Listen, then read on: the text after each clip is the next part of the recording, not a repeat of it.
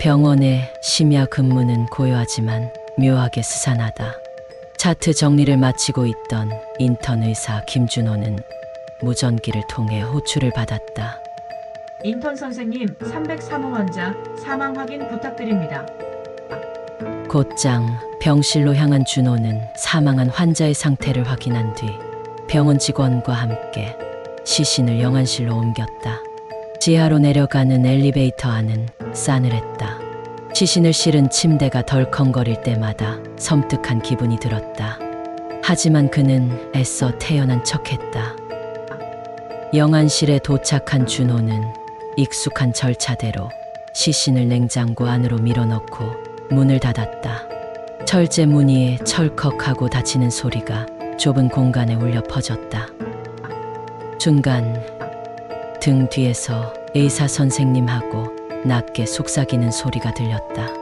화들짝 놀라 돌아봤지만 그곳에는 아무도 없었다.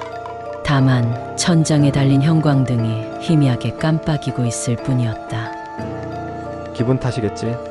그는 한숨을 내쉬며 발걸음을 돌렸다. 하지만 그 순간 영안실 냉장고 문이 천천히 열리는 소리가 들려왔다. 준호는 숨을 삼키며 천천히 뒤돌아봤다. 분명 단단히 닫아둔 냉장고 문이 아주 조금 열려 있었다. 설마 제대로 닫지 않았나? 그는 불안한 마음을 억누르며 조심스럽게 다가갔다.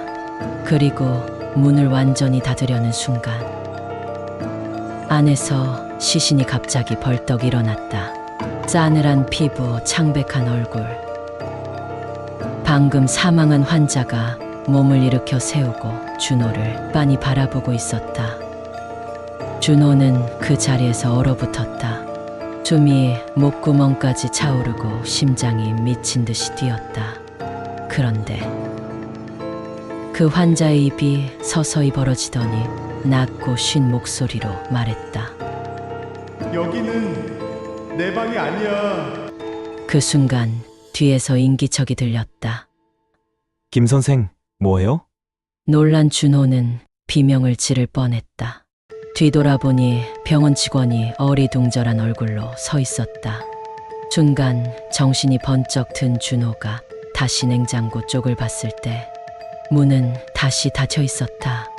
냉장고 속을 확인해 보니 시신은 원래 상태 그대로 누워 있었다. 꿈을 꾼 걸까? 환각이었을까? 준호는 혼란스러운 마음으로 영안실을 빠져나왔다.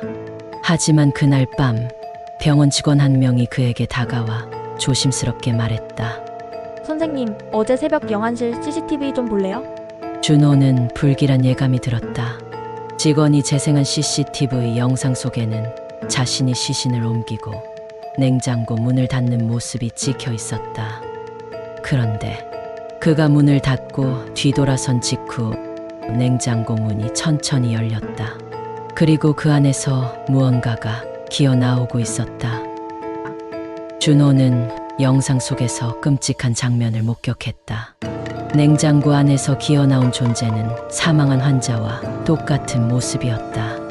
하지만 그의 얼굴은 완전히 검게 변해 있었고 눈은 새까만 구멍처럼 비어 있었다.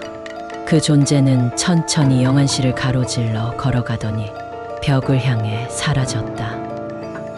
그제야 병원 직원이 말했다. 사실 그 환자는 자살한 사람이었어요. 아무도 몰랐지만 사망하기 전까지 계속 뭔가에 쫓기는 것처럼 불안해했대요. 마지막으로 했던 말이 뭔지 알아요? 준호는 조용히 고개를 저었다. 직원은 창백한 얼굴로 대답했다. 여기는 내 방이 아니야 라고 말했대요. 그 말을 들은 순간 CCTV 속 그 시신의 얼굴이 다시 떠올랐다. 그의 입은 천천히 움직이며 똑같은 말을 반복하고 있었다. 여기는 내 방이 아니야. 이후로도 같은 영안실에서 기묘한 사건이 이어졌다고 한다. 그 환자가 원래 있어야 할 곳은 어디였을까? 그리고 그는 아직 떠나지 못한 걸까? 내일 새로운 영상으로 찾아뵙겠습니다.